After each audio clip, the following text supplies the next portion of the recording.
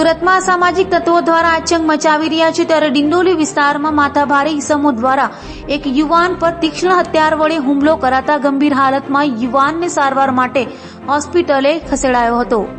સુરતમાં અસામાજિક તત્વો બેફામ બની ગયા હોય અને પોલીસનો ડર જરા પણ અસામાજિક તત્વોની ન રહ્યો હોય તેમ લાગી રહ્યું છે ત્યારે સુરતના ડિંડોલી વિસ્તારમાં સામાજિક તત્વોએ મચાવેલો આતંક સીસીટીવીમાં કેદ થયો છે। ડિંડોલી વિસ્તારમાં કિશન નામના ઈસમ પર અસામાજિક તત્વો દ્વારા જીવલેણ હુમલો કરાયો હતો। ફૂડ લવર નાસ્તાની દુકાનમાં કામ કરતા કિશન નામના યુવાનના ગળાના ભાગે ચપ્પુ વડે હુમલો કરાતા તે બેભાન થઈ ધડી પડતા તાત્કાલિક સારવાર માટે હોસ્પિટલે ખસેડાયો હતો તો બનાવની જાણ થતાં પોલીસ કાફલો સ્થળે દોડી ગયો હતો।